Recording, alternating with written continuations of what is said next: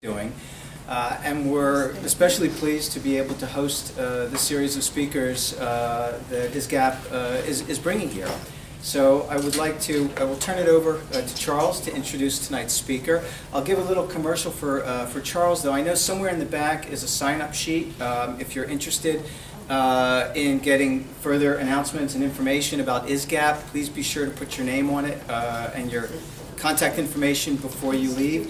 We've got quite a lineup for next semester as well, so I'd encourage you to sign up on the information list. And with that, Charles? So Joel, thank you very much for hosting the semester. This is the last seminar of the semester. So we're off to a slow start, but it's beginning to pick up, and I hope the next semester, so with Dovid here, and the next semester we have some really good programming. The second semester starts January the 31st. And we're moving from the European Ashkenazi world to the Sephardic world. We're doing showing a film about Iraqi Jews and the connection between Iraq and actually the Ba'ath Party and the sort of Nazi regime and Arab propaganda and European anti-Semitism, how it's been exported to the Middle East, which is becoming, unfortunately, more and more timely. So there's an association. So, I often start off my introductions to speakers saying, it's a real pleasure and an honor that so-and-so is here, but it's really, really true. It's usually true, but it's especially true with Dovid Katz. So I met Dovid when we were at Oxford together a couple of years ago. And it was a pleasure to befriend him there, and it's wonderful that he's back here. I'll read his bio, but I think more importantly than sort of the positions that he holds and the work that the books that he's done, and the important, actually very crucial work he's done with Yiddish and the Yiddish language and linguistics, etc., is his commitment to dealing with issues of anti-Semitism and ensuring that the historical record is kept straight and kept honest. And we can see we're living in a time when the history of the Holocaust and the history of European Jewry is in flux, unfortunately. The issues of contemporary anti-Semitism are things that people don't want to speak about, and people seem to be content on modifying even the history of anti-Semitism and the history of the Jewish people. And Dovid is in some cases a lone but very powerful and very important voice for seeking and maintaining truth. So it's in that spirit that scholarship is really about, and in that sense it's a privilege to have Dovid with us, because this is what a scholar ought to be, somebody who's pursuing truth. And Dovid, I from my heart, and I know, encompasses it in everything he does, and he sacrifices a lot in seeking truth and justice. And there should be, this is what a professor, a scholar ought to be and must be.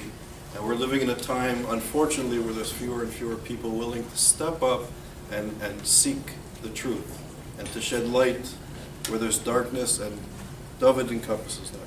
He's a renowned scholar, as you know, of Yiddish language and culture and history, especially Lithuanian Jewry. Dovid began his distinguished academic career as an undergraduate at Columbia University, where he studied Yiddish linguistics. After that, he went on to do a doctorate degree at the University of London on the origins of the Semitic component to Yiddish language. For this work, he was awarded the John Marshall Medal in Comparative Philology. Dovid taught Yiddish studies at Oxford, that's where I met him, and he built the Oxford program in Yiddish, which grew into the major recognized international program under his directorship. Later, it's another story. He pioneered post-Holocaust Yiddish dialectology, close enough, and folklore expedition, and he ran folklore expeditions into Eastern Europe, he amassed thousands of hours of recorded interviews in Yiddish and different forms of Yiddish, which I'm sure Dovid will speak to later. He's a acclaimed scholar in Yiddish linguists. His accomplishments are numerous. Dovid relocated in 1999 to Vilnius, where he took up the chair. It was a new chair in Yiddish language, literature, and culture at Vilnius University, and founded the University Center for Stateless Cultures, which published many acclaimed works on Litvak culture and related issues. And I was actually a guest there in 2005, which was a great honor. He's worked as a human rights activist, and he focuses on contemporary versions of Holocaust denial and Eastern European anti-Semitism. His work has included on-site protest and monitoring of state-sanctioned neo-Nazi parades in Lithuania and in Latvia, and the defense of Holocaust historian, as an example, of Ephraim Zorov from the Simon Wiesenthal Center, Israel office. And if you remember, the Lithuanian government actually charged Ephraim Zorov, amazingly, for libel, which was leveled by a twice convicted Nazi war criminal whom Zorov had exposed. In 2008, Dovid began publicly challenging his term, I believe, of double genocide theory of the Second World War and accusations of Holocaust survivors who had survived by joining Jewish partisans. It is on these subjects that we are extraordinarily pleased to welcome Dovid for his insights. Thank you so much, sir. Charles said so much of what I came prepared to say about him, but I will say one very important point. I have come to learn, working or fighting in the trenches of Eastern Europe the hard way, that there's a big part of the field today called anti-Semitism studies that is run by people who are afraid to stand up to anti-Semitism. And anti-Semitism is not exactly biology or chemistry. There is a moral underpinning of the idea that racism is wrong, that anti-Semitism is wrong and evil, is part of what you have to be able to bring to bear if you're studying this field. Charles alone in North America has brought together high academic standards with the moral backbone to stand up. And we both know that when you do that in life, there's opposition. And as we say in Yiddish, man darf sich ausspeien und gehen weiter. How do you translate that? We have Miriam Huffman here who will help me. You have to move on, move on. First you have to spit. First you have to spit. No, but then we have to go into the whole folklore and a little bit later we'll do that. The title tonight is Holocaust Obfuscation, the 21st century version of denial. It's about a new form of exotic anti-Semitism in Eastern Europe. It hates local Jews, but not all Jews. It distorts and inverts the Holocaust, but doesn't deny it. In short, it's a lot of trickery paid for by governments and big institutions to change everything in an elegant way and to get as many Nochschlepper as possible from the West. Now, the connection between Holocaust denial and anti-Semitism is something very established that I don't think we need to go into here. There's never a neutral or good motive when someone starts saying it's all not true that they killed all the Jews of all those countries. It's an invention. So that's established. When the Soviet Union began to collapse in the 1980s, and you had the rise of the new nation states, many of which are today members of the European Union and NATO, a whole bunch of scholars started studying the new anti-Semitism in this part of the world. And when I read their stuff now from the early 1990s, I see that they mostly did catch what was going on. They understood that these very nationalistic small nation states in Eastern Europe, Lithuania, Latvia, Estonia, Romania, Hungary, so in some cases the Czech Republic, and others, want to cover up their collaborative roles in the Holocaust. They want for the Russians and the Jews to be the bad guys of history, not the Nazis and the local collaborators, which is themselves. And they were beginning in the 1990s to work up ways to change the whole history, something that becomes easier with the march of time because survivors are disappearing, witnesses are disappearing, perpetrators are disappearing. So this is a variety of scholars who've looked at this. I don't know, two of my favorite books from the early 90s are, here we read Randolph Graham's anthology, where he has different essays on different countries, starting with his own excellent overview of Eastern Europe, and then the papers from a 1992-93 conference in the Czech Republic.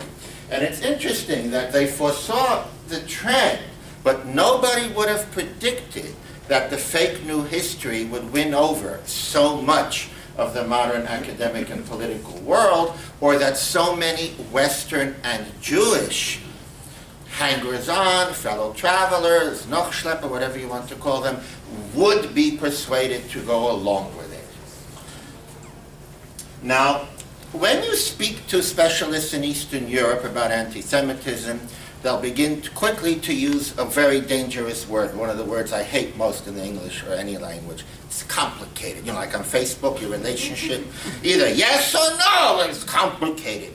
Well, there's anti-Semitism, and you know that this is a new country, we need our independence, we have to build our nation-building motives, and it's, you have to forgive a little bit on the sides that they're trying to take pride in their own and see the things wrong with others.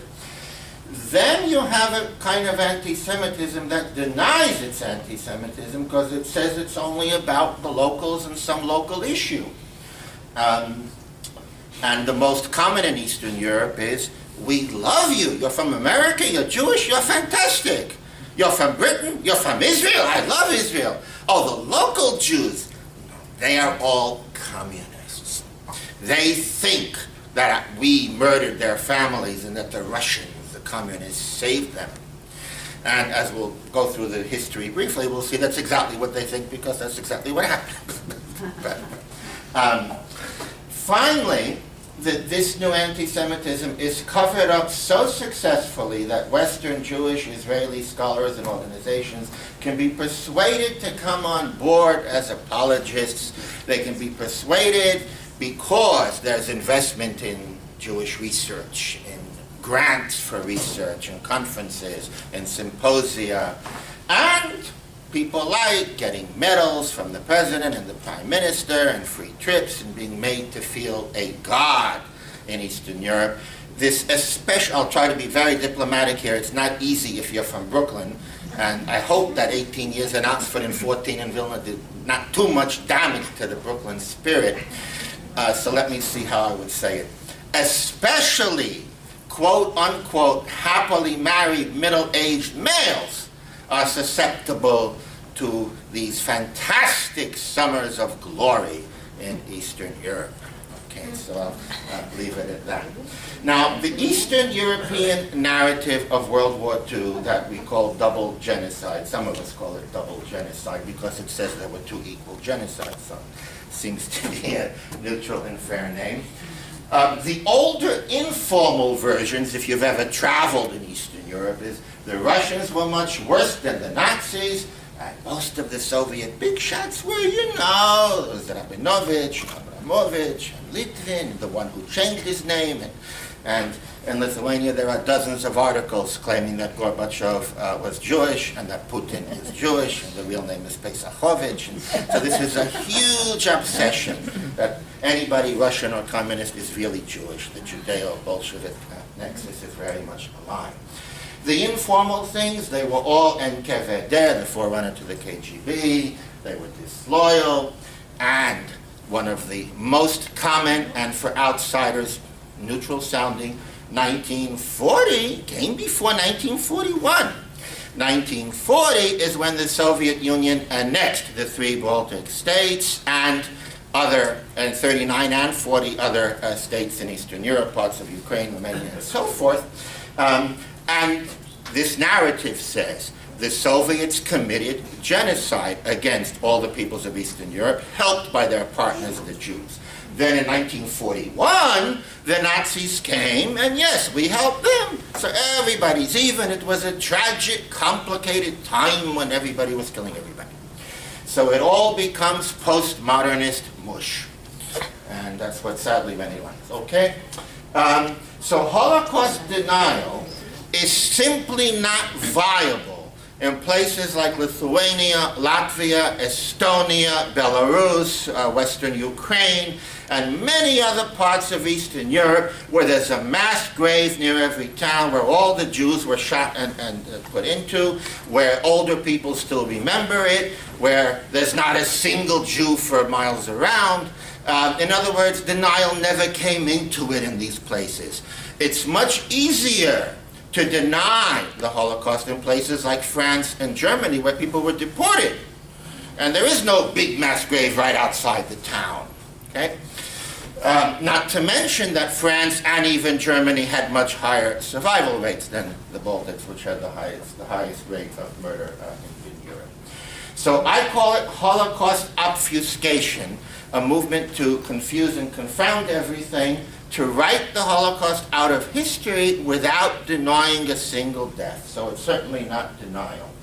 Now, in the 3 Baltic states, the percentages of Jews killed were the highest in all of wartime Europe, around 95% in all 3 countries. That's because of the massive voluntary, not only collaboration, but participation. When we talk about collaboration in Holland and France, we talk about, for example, evil people who told the Gestapo that somebody's hiding in the attic.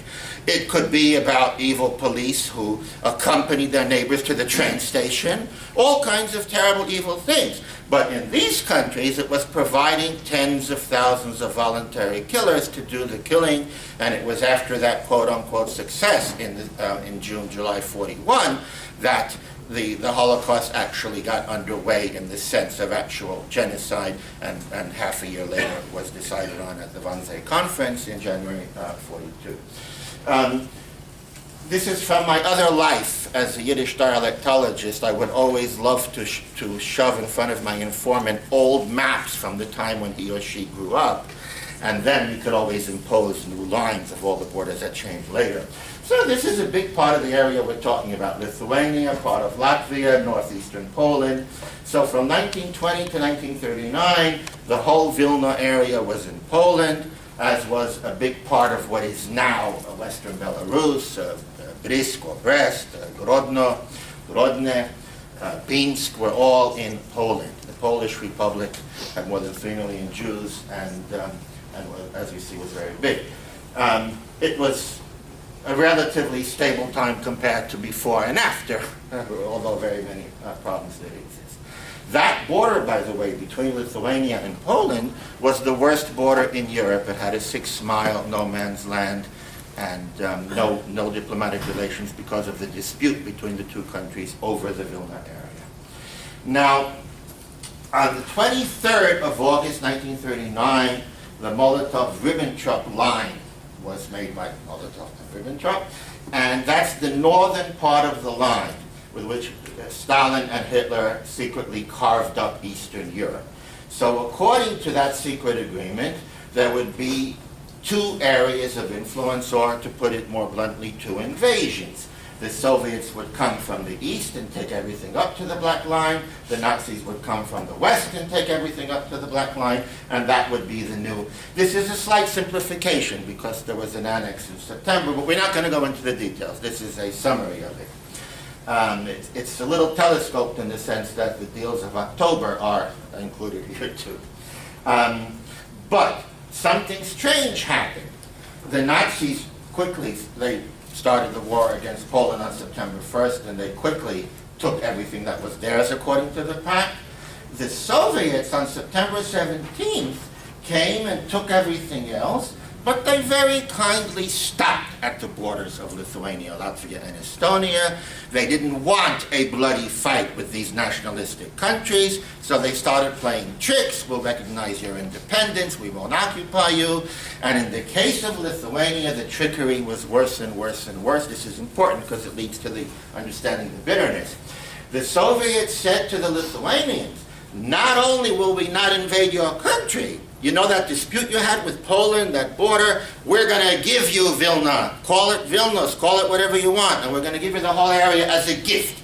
So in October 39, Stalin gives that area, as you see, the Vilna area to Lithuania. Clever Lithuanians understood what was going on, and they had a phrase for it in the very difficult Lithuanian language. Vilnius mūsų, Lietuva Rusų. Okay, Vilna will be ours, but all of Lithuania will be Russia's. Because the same agreement also demanded that Lithuania provide space for Soviet bases to protect it. Now, the Nazification of the Nazi sectors, of course, started immediately with a lot of killing, with massive humiliation, with incarceration in ghettos. The Soviets, on the other hand, imposed Soviet law, where everybody's treated like you know what. Okay, so, but equal before the law. So you have all kinds of memoirs. The Soviets came in and suddenly it became illegal to say the word Žyd, the dirty word for Jew. You get a fine for saying Žyd. So the whole Soviet occupation was very bad. Synagogues, Hebrew schools, religious institutions closed down. Many, many people of all ethnicities deported to Siberia for being petty bourgeois exploiters, in other words, owning shops. So it was very bad, but nothing to compare with Hitler, of course. And then, in the summer of 1940, having softened up the Baltics with all the tricks, the Soviets fake 3 elections in all 3 Baltic states, and they become Soviet republics, and the original Molotov-Ribbentrop line comes into full effect a year later. Okay. Then the Nazis invade the Soviet Union on 22nd of June 1941, Barbarossa, where in the mind of every East European Jew I've ever spoken to is when the Holocaust starts, and when the barbarity of actually killing everyone in sight starts. And in Lithuania and Latvia, the widespread murder of civilians started on June 22nd and 23rd, before any German forces had actually arrived there. About 6,000 people were killed in those quote-unquote pogroms. I don't know if pogroms is the right word, because it's the onset of the Holocaust, of killing men, women, and children, neighbors, because they're Jewish. That had never happened. In fact, Lithuania and Latvia and the old Grand Duchy of Lithuania had the best record of tolerance for 600 years, and that continues to mystify many scholars today.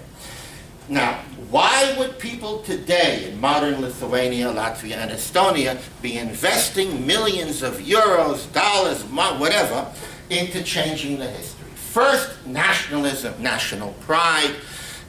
If you think about it, we in America were not always mature about telling the truth about African Americans and about Native Americans. And now there's the maturity where you don't have to say, we have a perfect record, we never did anything wrong to anybody in order to be a proud American. But that didn't come overnight. So in these countries, there is this thing, we were always the victims. Our people couldn't have been part of anything like the Holocaust. National pride. And don't you dare say that that's a part of ours. Second are special kinds of racism. I don't dislike Jews and Russians, but after all they did to us, we have to get our side of the story out, that they were disloyal. So there are the special kinds of East European races. Now, the third factor is the most important of all, because more and more young people are arising to be middle-aged and into important positions in government and academia, and they have all hit on the same idea. Wait a minute. The threat to our future security is Putin's Russia, which is becoming more and more authoritarian, less and less predictable.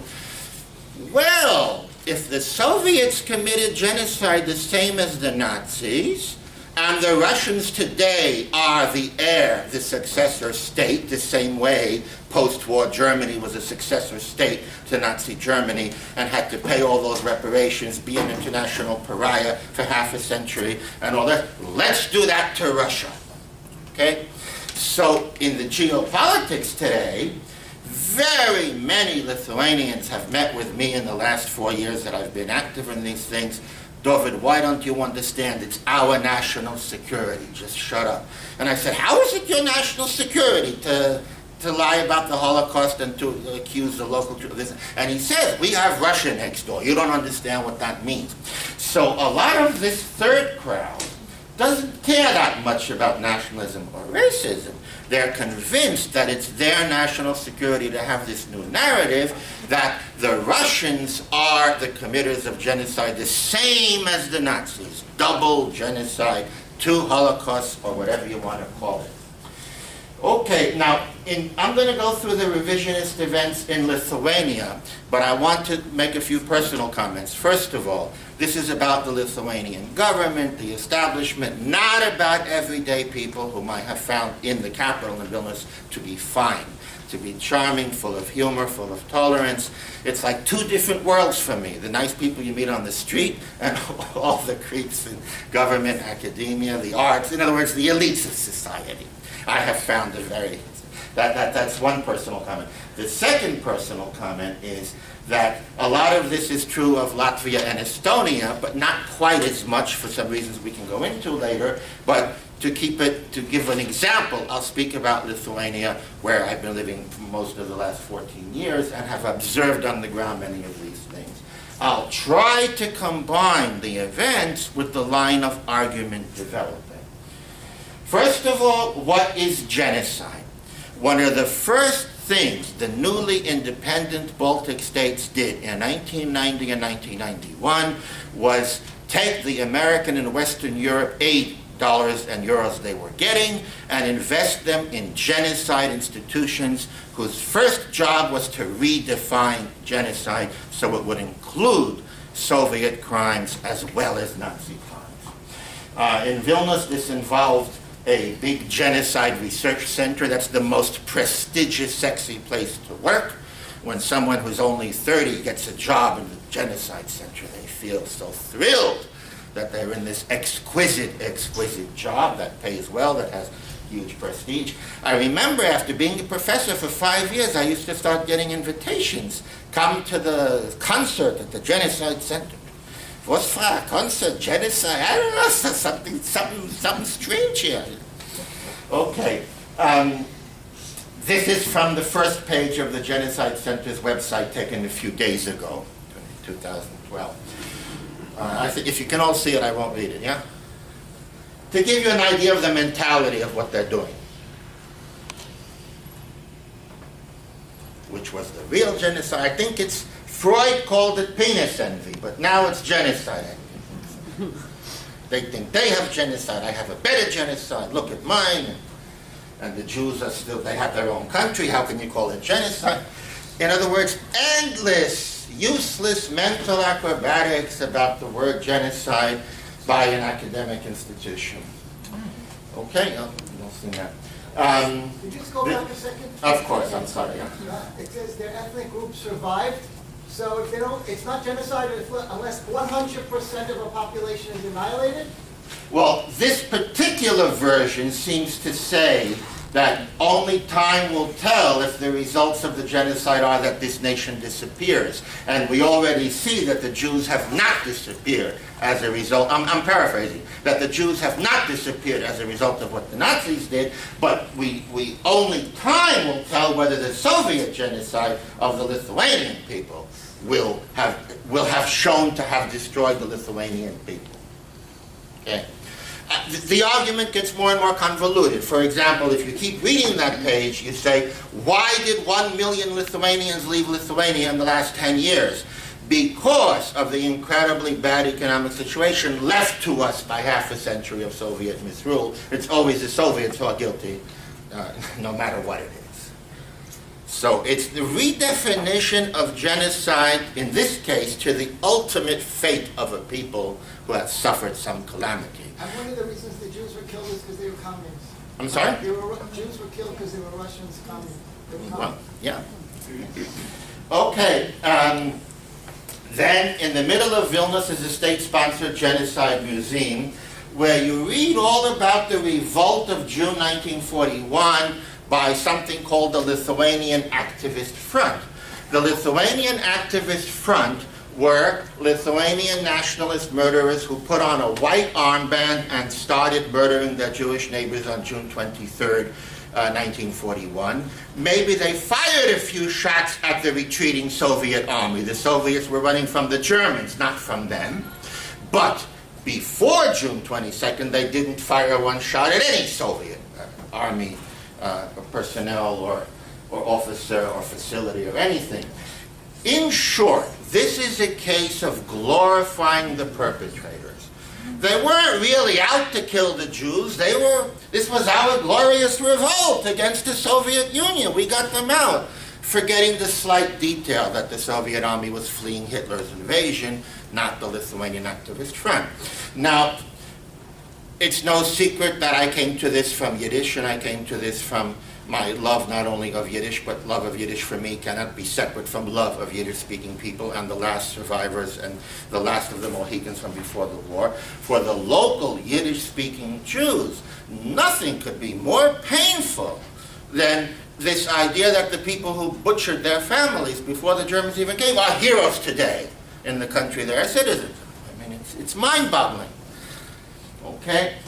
The museum has many anti-Semitic 1950s cartoons with no curatorial comment. This one is a very Jewish-looking guy at the left, together with Stalin blowing economic bubbles and the disastrous Soviet economy, from a soap dish with a nice little Mogen Dovid on it. Okay? Sorry, this is a very bad photograph. This is a Jeep that's driven by Stalin, Lenin, and Yiddishist Yankelis, the Jew Yankel. This is after the Holocaust, where there are virtually no Jews left in the country, that the Jews are conspiring with Stalin still. And that is now in the museum as part of the revolutionary artwork of the underground of the late 1940s that did oppose Soviet rule, but many of whom were recycled murderers from 1941. This was from an exhibition a few years ago, and it was about Ukraine. In Auschwitz, we were given some spinach and a little bread. War is terrible, but famine is even worse, and that was the only mention of Auschwitz or the Holocaust in the whole Museum of Genocide. Okay. So a museum of genocide on ground zero of the Holocaust that doesn't mention the word Holocaust, and Auschwitz is mentioned as something that wasn't quite as bad as the Ukrainian famine. Another state facility is the great fun park, Lenin Park. On the right, it tells you all the stuff you can do there. What is it? Picture gallery, museum, and Luna Park. What's a Luna Park? It's on Coney Island. Anyway, it's full of historic placards about the history of Lithuania. So, you see, this is typical to keep the traditional Jewish communist influence upon the Lithuanian Communist Party. That's in the placard about the history of the 1930s. Then, about the few Jewish partisans who escaped the ghetto to join the resistance, they are, of course, considered to be bandits here. Soviet activists, Red Army men, some inhabitants of Lithuania, mostly of the Jewish nationality. Well, you get the idea. By the mid-90s, this came to legislation on the definition of genocide. Okay? The inclusion of deportations, the inclusion of long-term plans to get rid of classes of people. The Soviet Union tried very hard to get rid of what they considered the bourgeoisie, the clerical classes, the anti-social classes, the anti-proletariat, or whatever.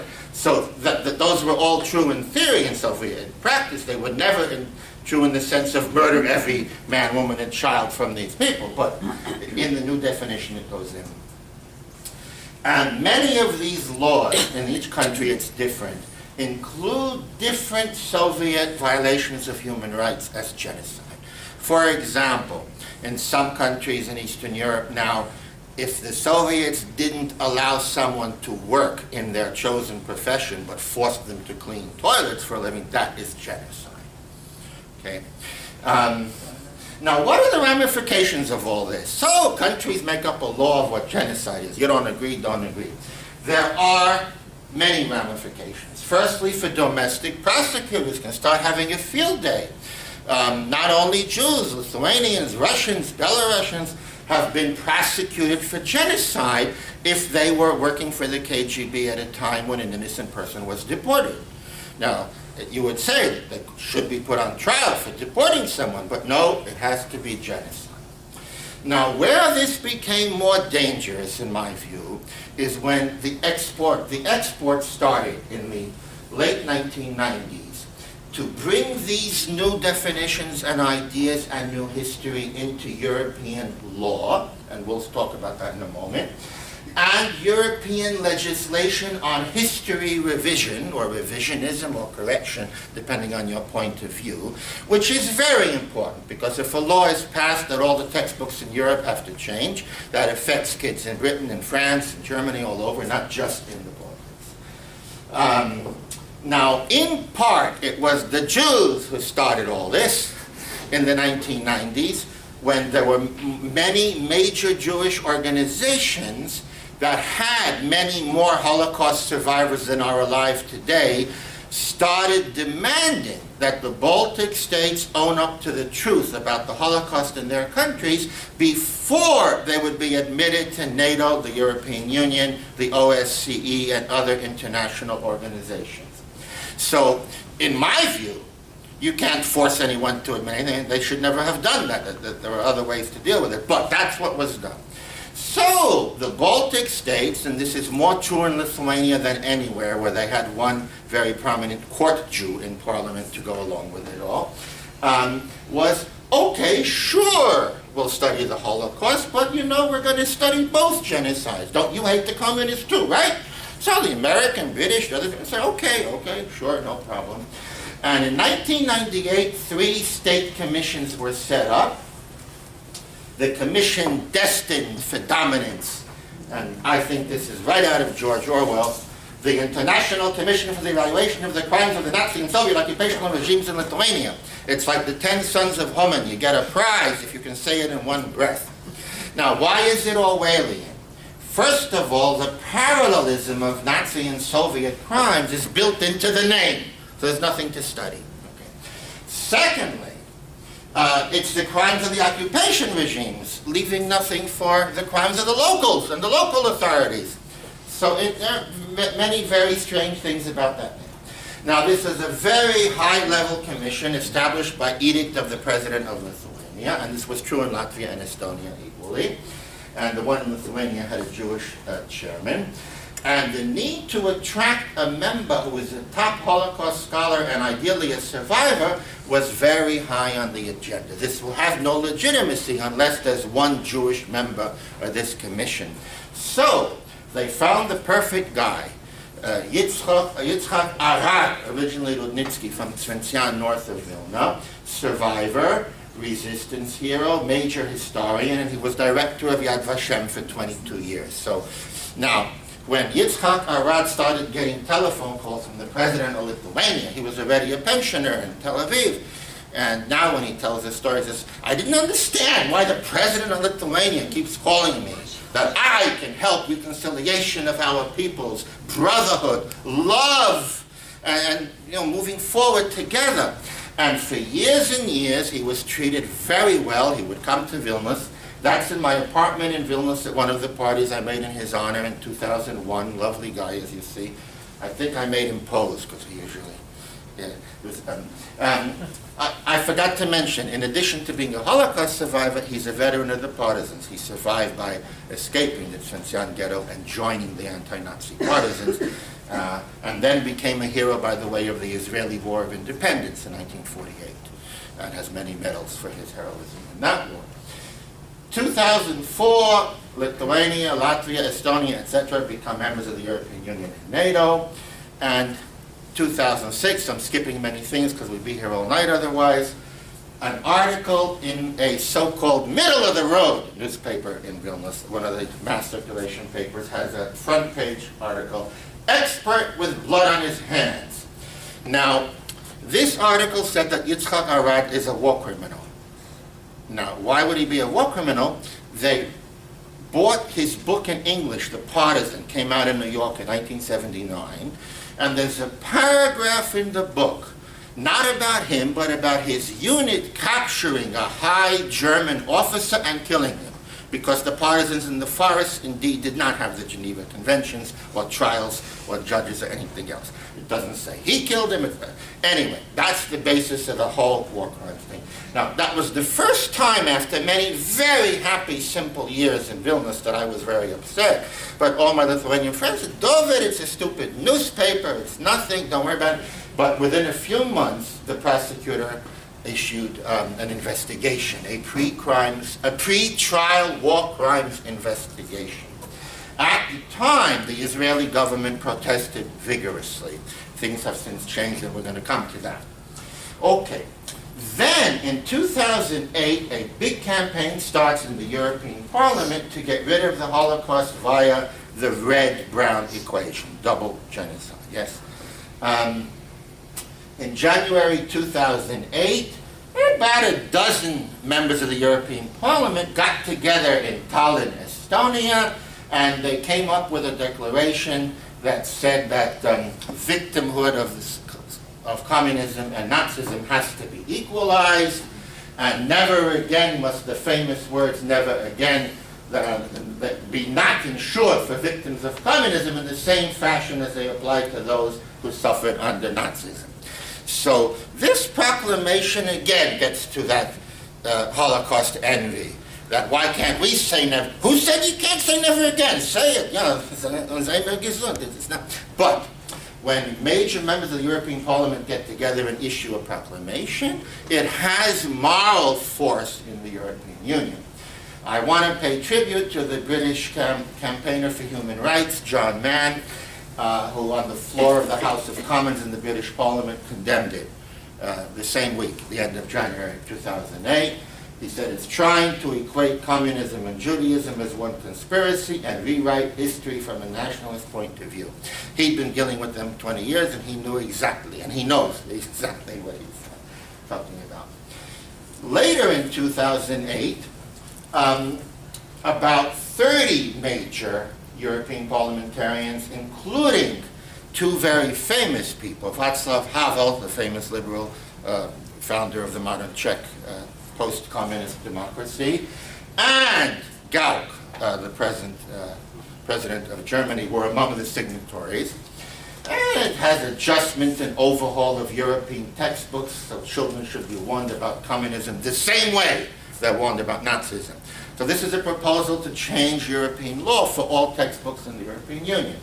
More from the Prague Declaration, that the victims have to be recognized the same way, recognition that the crimes in the name of communism should be assessed the same way Nazi crimes were assessed by the Nuremberg Tribunal.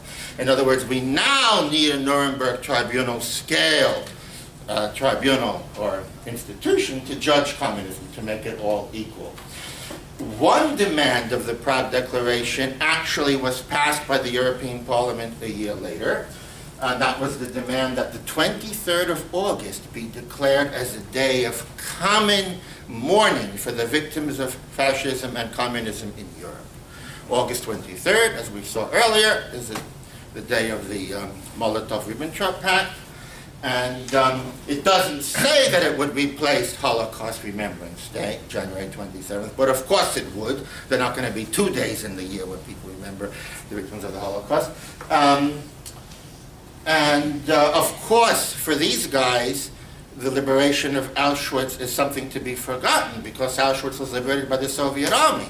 So how much more ridiculous is it going to get than that the liberators of Auschwitz are, by European law of 2008 or 2009, equivalent to the murderers in Auschwitz? I mean, it gets to such absurdities that you begin to wonder what they're all doing in Strasbourg and Brussels. It went a little further in 2009 with the Vilnius Declaration, signed at an OSCE conference in Vilnius with the votes of the United States, Britain, Canada, in which they put one paragraph, it's one paragraph in 80 pages, about double genocide and the proposal for an international Red-Brown Memorial Day to replace Holocaust Memorial Day in other countries. That week, there were 6 United States senators in Vilnius, and I managed to get 3 of them to, what's the right word for a party, an informal party, that was the same week. And they said to me, we didn't understand anything about this. We came here to fight anti-Semitism. The Lithuanian government put on a big conference about anti-Semitism. This gets back to what we were saying before, that not everybody who puts on a conference about anti-Semitism is sincere. It's the best way to camouflage all this is to put on a conference. So anyway, I named a few of the senators in a friendly article after that. In 2008, the press and then prosecutors started investigations of two dear friends of mine, women in their late 80s who are now in their early 90s, Fania Brantsovsky. That's me holding the picture of her family in the early 30s at the same address. Anyhow, Fania was in the Vilna ghetto, escaped, and very bravely fought in the partisans against the Nazis, is a hero to the free world. That's Fania down there, lower left, the only one to survive from her entire family. So on May 5th, 2008, police turned up looking for her and for Rojo Margolis. That is Fania near the place where she lived with the partisans. It's now disappearing because the government considers it a lair of bandits, the Soviet partisans who fought against Hitler. And this particular remnant of a Soviet partisan fort, it was actually a Jewish fort. Of 103 residents in these holes, zimyankes, bunkers, whatever they are, 99 were Jews from the Vilna ghetto who had fled, mostly in the summer and in September of 1943 when the ghetto was liquidated. So one of our many Don Quixote or Don Quixote demands is that it be preserved as to commemorate this incredible will to live and courage of these people who survived there. Rojo Margolis, who is now 91 years old, is hated even more by the nationalist establishment because she rediscovered and transcribed the lost diary kept by a Christian witness of the murders of about 70,000 Jews at Panare outside Vilnius. Kazimierz Sakovich, who was in the end killed himself. It's a fascinating story. When Sakovich understood he'd be killed, he hid all of his pages of the diary in jars in his garden. The Soviet army put it in some secret place after the war. Rojo Margolis, a dashing beauty in her early 20s, was a volunteer in the Jewish museum run by two Yiddish poets, Avram Sutzkever and Shmerke Kachaginsky, and they told her where in the Soviet archives those jars with the diary are kept. 50 years goes by, and in the 1990s, because there's a new democratic Lithuania and no more Soviet Union, she's able to go to the archive, find them, transcribe them, only to find this new difficulty that she's now an enemy of the people because she published the diary of a Christian witness who tells the truth about who the killers were. That's the English book, Panari Diary, Yale University Press, 2005. Okay, so I told you on 28th of May 2008, the Prosecutor General's office issued a press release saying, we can't find these two women. And then there were thousands of internet comments, the Jews are hiding, they're war criminals. How dare Ephraim Zurf and the Wiesenthal Center come looking for our war criminals. Suddenly there's a symmetry of war criminals. No charges, no accusations, just defamation. Rachel Margolis is still in the Rehovot, can't go back to Vilnius. She would love to see her native Vilna one last time. But if any of you visit Israel, please visit her. She's very lonely out there. Now, what has been our diplomatic fight back? And here I have to be careful not to exaggerate because we have accomplished very, very little, and I'm the first to know that. We are a very small crew of people with no power. That year, 2008, this is only from, how do you say Hashem Yisborach in English? Not quite, no. God, that's the one. Yeah. Higher powers, I think, is the ecumenical neutral term. In 2007, 2008, all my drinking mates in Vilna were the ambassadors of the Western countries. I don't know how it happened, but it happened. So I told my dear friend, Donald Denham, the Irish ambassador, that the prosecutor says Fanya's a war criminal. He said, what? I'm going to make a banquet for her, I am. And he did. And the Lithuanian Foreign Ministry protested to the Irish Foreign Ministry, asking that he be recalled. And on this one occasion, the Irish did the right thing and extended him for a year to 2010. Anyhow, this was a very brave thing to do. He invited the entire Lithuanian government, but nobody came. there was one Lithuanian diplomat who stumbled in by mistake. And then he came to us begging to take him out of the picture with photoshopped in it. He said, I'm not against you guys, I'm not for you guys, it's nothing to do with me. I have a family. Incredible stuff. They couldn't do anything for Margolis, so I organized an evening in her honor in Tel Aviv a year later, in June 2009. The only Yiddishist organization that wanted to know was the Leivik House, Base Leivik, led by Daniel Galai, whom I'd like to publicly thank. And this was fascinating. The second from left is Chen Ivri Apta, the late Israeli ambassador to the Baltics, sadly passed away from cancer this year, very young age. Chen Ivri Apta said, you know, Dovid, what should I do? My foreign ministry doesn't allow me to come as an ambassador. So I will come with my own money and announce that I'm coming in my own name. And he gave a beautiful speech, which we've just put on the internet now with his wife's permission after he passed away. And in his speech, he says, this is not only about Rachel Margolis, it's about a plot to change the whole history. And we'll get to the Israeli and American politics a little later. And finally, in 2011, we convinced Gordon Brown. You know what happens when a prime minister loses an election, he sits at home, he has nothing to do, and he welcomes every nudnik who comes in with a start. So, with our encouragement, he wrote a beautiful article in The Independent. Okay, in 2008, there was a new tolerance in all three Baltic states of anti-Semitism. Now, what's the right word for this? Upgraded. Let me give you an example. The marches in Latvia and Estonia honoring the Waffen-SS and the marches of the neo-Nazis in Lithuania used to be permitted in out-of-the-way places on out of the calendar days. But from 2008, again, this is all after EU and NATO accession, they're put on to Independence Day on the main boulevard of the capital. Now, again, my teachers in all this were the wonderful old Yiddish-speaking people. Whenever I'm in Vilnius, I do our Lehenkreis, as all Yiddishists do, a reading circle. And every Wednesday at 1, we would meet with about 20, 25, mostly elderly Jews from Vilna, and usually, say, charmingly fight with each other. I want to read. You called on her twice. You didn't call on me. And the day after this, in 2008, nobody wants to read. And I see something's wrong, and I didn't understand. I know about the march, but I didn't understand what it is to them. And then finally, one of them said, did you see on television they were yelling Judenraus? And the Lithuanian rhyme that translates, take the Jew off the ladder and kill him.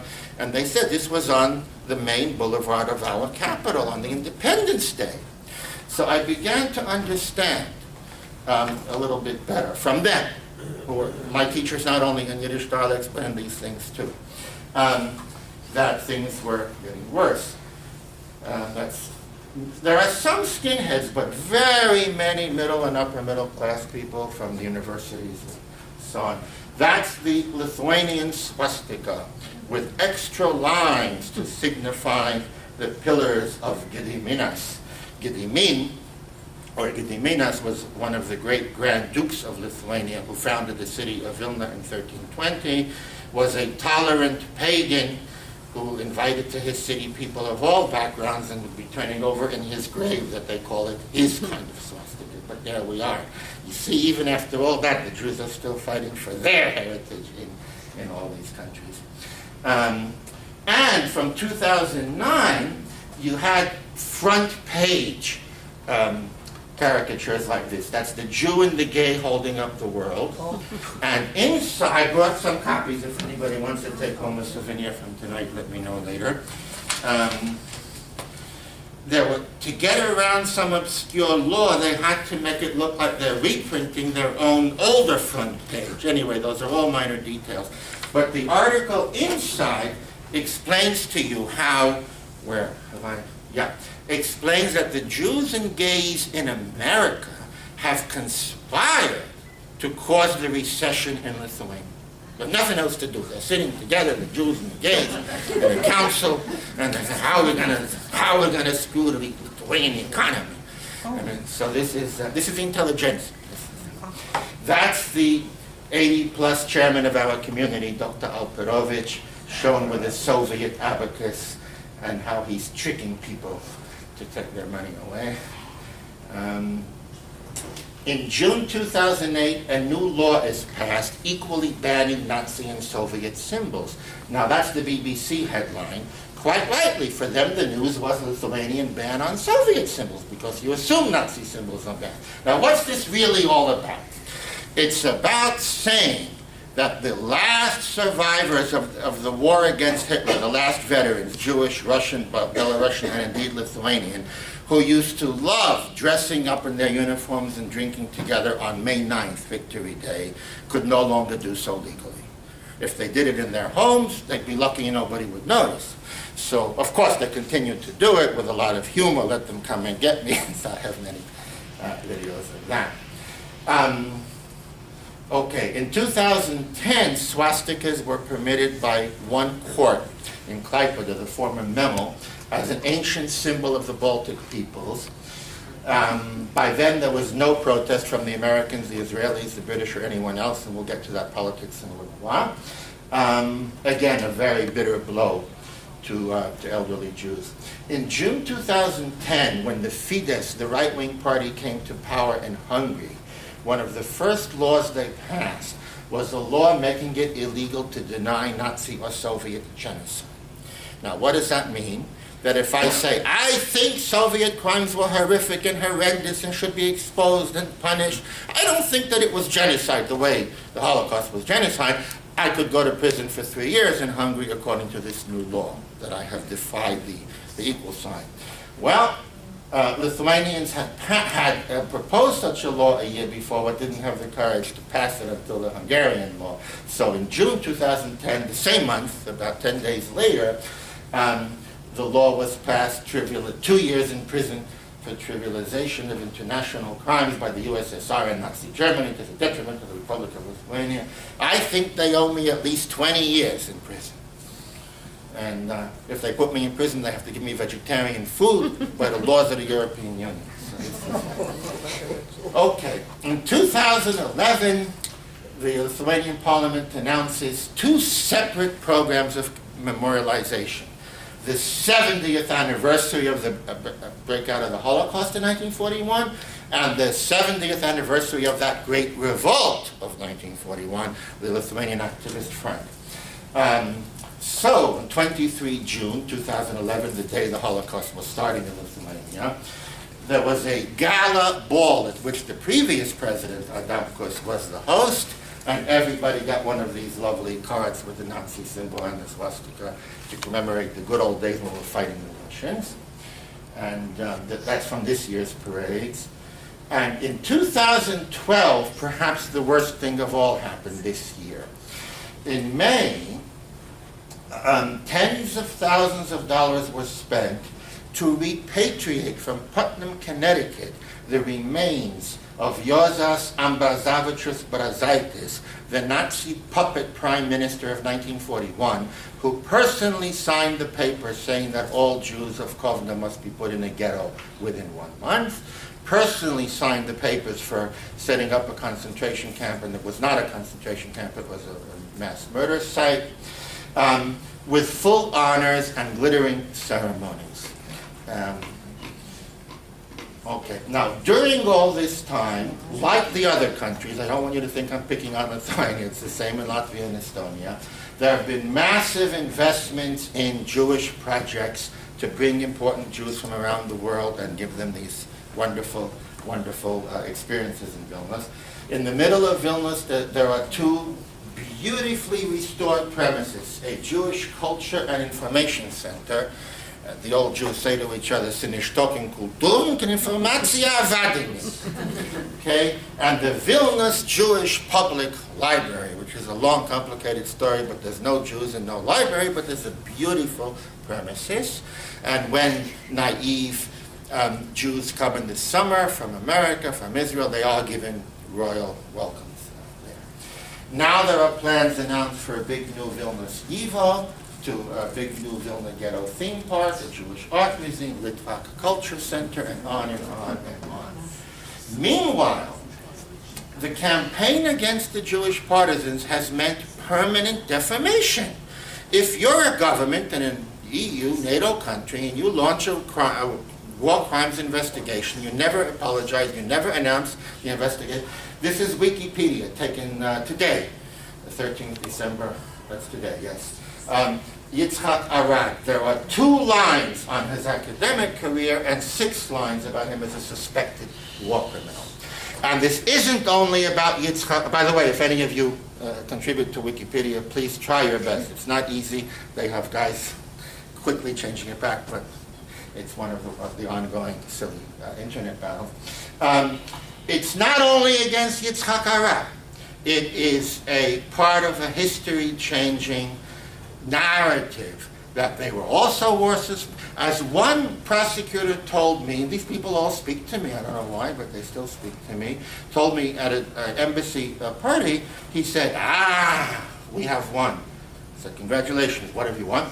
And he says, 20 years from now, all the books will say that our prosecutors equally investigated Nazi and Soviet alleged suspects of war crimes, and in both cases they died before these investigations could come to full fruition.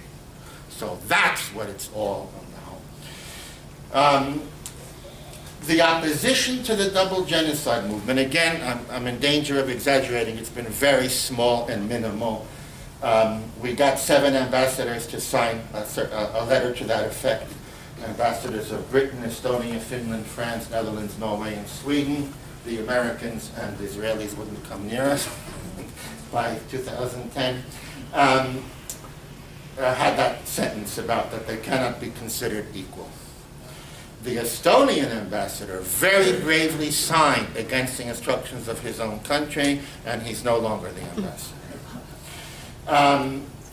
After a long and bitter and, I don't know what to call it, amateur, silly email campaign, 4 of us working in different countries did manage to kill the last attempt to get double genocide in the Stockholm Declaration. It was the first failure of the movement.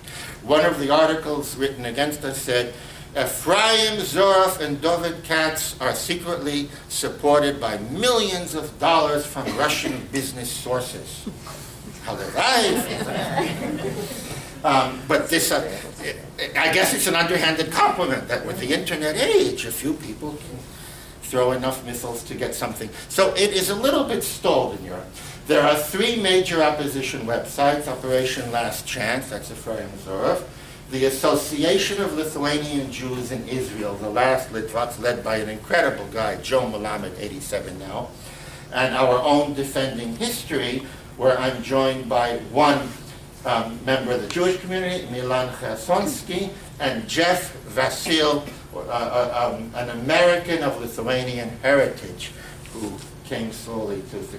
And this March, the last survivors from the Association of Lithuanian Jews led a picket line. I didn't mean to cut off their heads, that's my technical ability. This was a big gala dinner by South African Jewish businessmen of Litvak origin in honor of the Lithuanian foreign minister, who has many times made anti-Semitic comments and has supported double genocide. And Joe Melamed is carrying the sign, "Where is your conscience? Where is your solidarity? Dear diners." So it's very nice. Dear diners, because it was a dinner. Okay, and the other one is from base slavery. In 2012, a young man from Australia called Danny Ben Moshe had this great idea that we could make our declaration to answer the Prague Declaration. So I'll leave you with a souvenir tonight of the 70 Years Declaration. And if there aren't enough, we'll be able to send it to you. I'll leave, before I forget, leave you with other souvenirs of our cards. If you can. Thank you. One. Now, the 70 Years Declaration, signed by 71 parliamentarians, specifically has language saying we reject the Prague Declaration, we reject the negation of the Holocaust, it has served a very small purpose of stalling this big movement. I say stalling because we know how weak we are. That's a copy proudly on the wall. The Australian documentary company that did the film Rewriting History this year sent me to Strasbourg to deliver it to Martin Schulz, the President of the European Parliament last March, where he promised that he would do his best to keep the double genocide documents, from coming. Next week, there's a very big conference in London, sponsored by the Lithuanian government, and one very brave Londoner, Monica Lowenberg, is now is in touch with all the London media about whether her international petition can be read, whether she can have 5 minutes to read a petition to the Lithuanian government, all of it with constructive solutions to apologize to the Jewish partisans, to stop the campaign for double genocide, and so forth. I'd like to finish with the geopolitics, the Americans and the Israelis. In the case of the United States, having known American diplomats in the region for many years, they tell you the truth. They say that we personally don't care one way or the other. We care for the interests of the United States.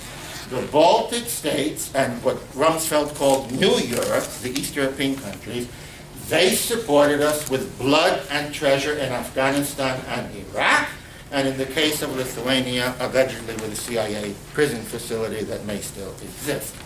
So this is fascinating. What does Lithuania want in return besides financial aid? What does it want? Support for the revision of history, fixing the Holocaust. You know, it's very hard for Westerners to understand how deeply obsessed or passionate Easterners are about this. I remember the famous Jay Leno gag where jaywalking, he walks in the street, finds a young person, says, "What do you do?" "I'm a history major." "Okay, who was Benjamin Franklin?" And then I start thinking, how wonderful! This kid who doesn't know Benjamin Franklin will never hurt anybody. And there, it's such an obsession that will allow our young people to die in Afghanistan and Iraq. You want a prison, we'll make a prison, we'll torture them, we'll do everything, but there have to be 2 genocides. You understand? There have to be 2 genocides and the Russian genocide.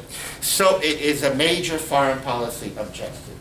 In the case of Israel, Israel obviously needs diplomatic support urgently, very often in a way much deeper than America, where it goes to issues of existence, of existential things. So, you probably heard in the recent UN vote in the General Assembly that only the Czech Republic wouldn't vote for the non-voting status for the Palestinians in the General Assembly.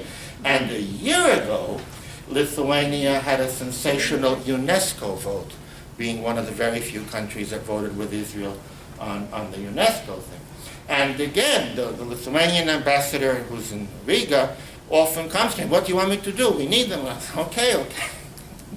In other words, they personally know that there's something very wrong here. But it is, so geopolitics is mixing in a way that's making this battle much, much more difficult, because we didn't get involved in this to be arguing with America and Israel. Okay, I think I'll stop there and ask for your questions and comments, and I don't know how much.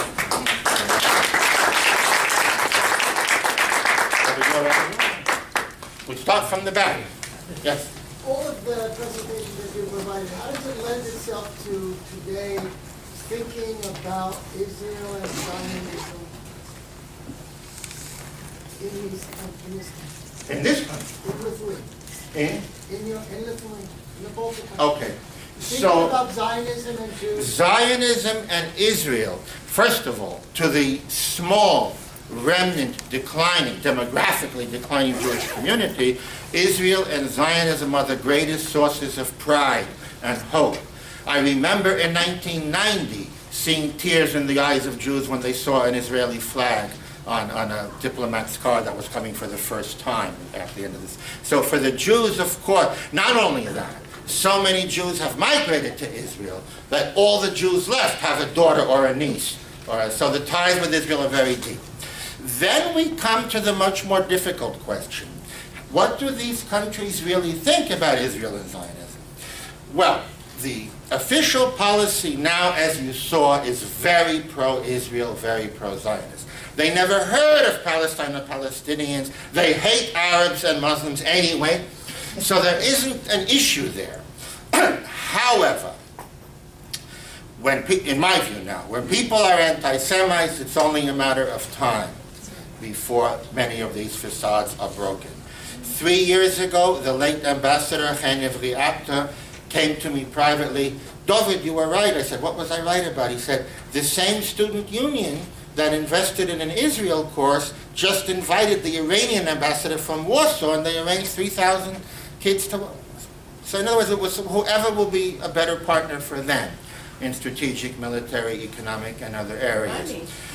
Money, of course. Secondly, a number of newspapers this year, for the first time, started running articles accusing Israel of genocide in Gaza, and that never happened before. So, all of these political alliances are about bedfellows and the needs of the moment. Yes, Stanley. David, would you comment on the irony of the Avram Sutzkever translation contest? Sutzkever, of course, was a partisan, so the Lithuanians having this contest, they would criminalize him if he were alive, but they're having a contest. Absolutely. Avram Sutzkever, the great Yiddish poet who passed away several years ago, deep in his 90s, was a famous Soviet partisan, and there's a famous picture of him with the rifle. Now, once Sutzkever died, the Lithuanian officials in the culture ministry and elsewhere, this is a fantastic guy to make a big Yiddish thing of here in Vilna. So they put up a plaque. They made a big ceremony around the plaque. They have commissioned a translation of Sutzkever's poems into Lithuanian. On and on and on. And I mean, my last conversation with Sutzkever was him yelling at me, how do you even go back there? After they started accusing Jewish partisans of being war criminals. So it's hilariously funny if you see the funny side, that they're now having a translation contest for Sutzkever while they will not apologize or withdraw the accusations against the Jewish partisans who are still alive. Yitzchak Arad, Fania Bransovsky, Rachel Margolis, Sarah Ginaita, and several others. Yeah. So it's Sorry. Sorry. Sorry, are you finished? No, I don't know this. I want to ask you a question. Oh, please, yeah. Okay. Can you comment, Tim Snyder, professor at Yale University, who actually played a role in helping to close down YISA, and he's now a member of the new entity studying anti-Semitism at Yale that does not deal with contemporary issues. Tim Snyder played a role there. He wrote a very important book on bloodlines, which I understand touches on these double genocide theories. Could you sort of update his contribution on an academic level, the impact on an academic level, and what he's doing kind of politically, networking in the Baltics? Absolutely. Tim Snyder is a world-famous professor at Yale University who's produced a number of first-rate books on East European history and countries. A few years ago, he produced his most sensational book called Bloodlands, in which he flirts with double genocide to the liking of the Baltic revisers of history. The book Bloodlands has different passages that can be read in different ways by different audiences. In some parts of it, he says what the Nazis did is completely incomparable to anything else. And then in the next chapter, this was all a Soviet Nazi play coming to fruition. Now, when he comes to Eastern Europe, Tim Snyder is immediately received by the foreign minister, way before the culture minister or any of the historians, the president, because his book, Bloodlands, came closest of any Western author to the revised theory of two equal genocides. When the Lithuanian translation of Bloodlands was launched, it turned into an orgy of hate against the Jewish partisans, all quoting one line from Snyder's book, which is not all that bad, but he says that the Jewish partisans, like anyone else, committed not nice things. But when that line became the theme of the whole evening, he didn't say one word in protest. I publicly called on him to protest. Now, I've been involved in the following debates with Tim Snyder. Before his book came out, The Guardian in America, I think its comment is free, Matt Seaton, invited him to write an essay that would summarize his ideas about World War II and the Holocaust, and then very wisely or unwisely invited Ephraim Zorf and myself to write replies. And so that was our first debate. And in his article in The Guardian, Snyder went much further toward the Baltic revisionist side than he did in the actual book. The second debate was held by video teleconference in Australia in June of 2011, organized by Mark Baker.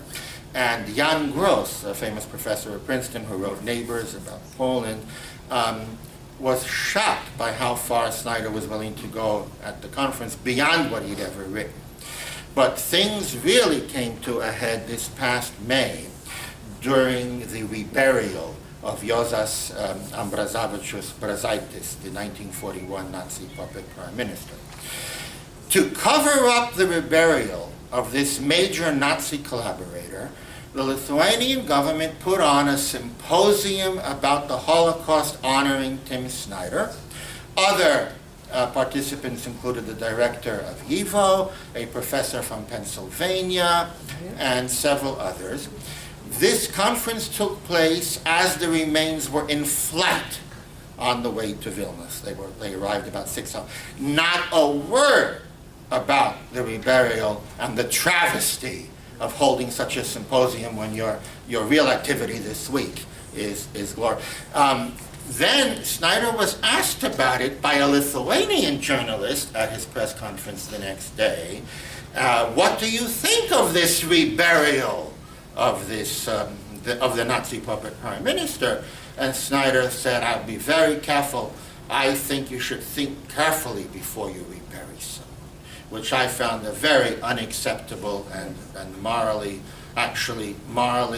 bankrupt, coming from an American professor. There was nothing to be afraid of when he's visiting. But between this banquet in the foreign ministry and the other banquet in another ministry and another gold medal and another award, so the strange thing for me is that in our internet age there are no secrets. Anybody who wants can see what he said there and what he said here. So Snyder has become the biggest ammunition for the revisionists. I'll give one example of that. The outgoing foreign minister of the previous Lithuanian government, Ažubalis, prepared a document, what we want to do in 2013, in the second half of 2013, when Lithuania will hold the rotating chairmanship of the European Union. One of the top 7 points is to ensure that all of Europe understands the two totalitarian regimes that cause so much tragedy in Europe, with the use of Timothy Snyder's book Bloodlands as a textbook to be translated into all European languages. Now, there are some passages in Bloodlands that those guys don't like, but they're willing to overlook that because never has a mainstream Western scholar come so close to the far-right pro-fascist ideas now emanating from Eastern Europe. So it's, for me, a little bit inexplicable because I don't understand it. Right. So Joel, afterwards, Joel? No, I was just saying, we got about 5 minutes. Oh, okay. Oh, sorry, I went on too long. I should have asked. I'm interested to know what are the reactions about these shenanigans, both in Russia and in Germany. Is there any public reaction or official reaction? Germany has had very little interest. There are a few individuals in Germany who are interested. The new president of Germany, Gauck, himself signed the Prague Declaration. He's an East German by origin and shares many of the East European views. But the Germans have not shown us any great support. The Russians have set up an organization called World Without Nazism that does a lot of monitoring and perhaps good work, but we're afraid to touch it because we're considered part of the... I went to 2 conferences, and then I found on Wikipedia and elsewhere, Dovid Katz, the representative of World Without Nazism. And, so the Russians have, but it's not a sophisticated operation that has any impact. But have the Russians recognized the atrocities of a communist regime? Many have and many haven't. So it's a real problem. Yes? First of all, But please speak very loudly. I'm old and deaf, yeah. all right, thank you very much. This was hugely informative. There was very little material here I'd seen before. So this was all new to me. But as you were speaking, I came up with 4 observations that feed into a single question. The first one is that you're describing people who didn't set out to be anti-Semitic. They set out to craft their own narrative and found the Jewish narrative in their way. The second thing is that the observation that Hitler and Stalin were 2 sides of the same coin didn't originate with these folks, and it didn't originate anti-Semitically. The best and earliest articulation I know of is Hannah Arendt, the artist, the totalitarian. So there is basis for this. There's an intellectual tradition that goes back earlier, certainly about Stalin and Hitler, if not necessarily about Nazi and Soviet crimes, maybe. But anyway, yes. The third is that we have a problem in the West today, is that we have a victimization culture. And so, people you have one group of people who want to show that they are victims, and therefore, show that they are victims, and therefore worthy of sympathy like all other victims. And you've got another group that's attempting to show that, that's attempting to counter the argument, you have another group that is attempting to show that Western culture has been uniquely horrible, and therefore, is not worthy of any support anywhere in the world today. And the fourth observation is that periods when the Jews have been most sharply oppressed have generally been weak periods of history. And as we say, shit runs downhill. So that most of the peasants who really came and attacked the Jews through large parts of history were not well-adjusted, well-treated people themselves. They were, in fact, victims of someone else. So when you have these 4 things coming together, these are all, accurate observations and reasonable things for people to focus in on. What is the smartest strategy that we can take for dealing with it? Because you can't deny things that are accurate, that are more relevant to other people than perhaps our tragedy is. Yeah. Very big issue is what's called trivialization. What's one person's major point is a side point for the other. One example, the Allied victory against Hitler, something very important in Western culture, is rubbished completely in Eastern Europe as some minor insignificant detail that led to one totalitarian regime being replaced by another. I would hope that the forced revision of history, the criminalization of narratives, racist, anti-Semitic, homophobic parades on independence, that there are many things that we can all unite around in the current battle, and that America, Israel, and other countries perhaps can find ways, without rupturing ties, to nonetheless have a diversity of views. Yes? Could you comment on what's happening in Poland? Do you see any parallels today? Very briefly, it's a topic for a whole other day. Poland is very different. The Nazis invaded most of Poland in September of 1939, yet Wabna and that area was the area that fell to the Soviet side. So the Polish experience is of the evil Nazis from the start. That's one very big difference for most of them. A second big difference, Poland is today a much larger and more mature European country than any of the Baltic states, and I have found in Poland you do find all of this, but you always find a second opinion, and no one's getting in trouble for having a second opinion. Yes? I am very disturbed. Oh, sorry. Yes. No, please go ahead, but this will be the final. Final question. Thank you. I am very disturbed with the Holocaust Museum in Warsaw, where the Poles don't go there, but the tourists of America. And now I see another one, summer program called the Auschwitz Museum.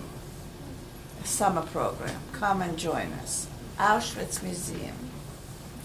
Can you comment on that? It's difficult, it's hard, Very often, many institutions are being built only for foreigners and tourists and not for local people. Maybe I've been, hardened too much by the Baltic experience. If their museums would not have exhibits falsifying history, anti-Semitic exhibits turning the murderers into heroes, I wouldn't care who goes there and who doesn't go there. So I have a lower bar coming from a little bit further east in Europe. Thank you. So, one behalf of everybody, Dovid, thank you very much Thank for you. an amazing presentation and your important, vital work. May it continue for a long time.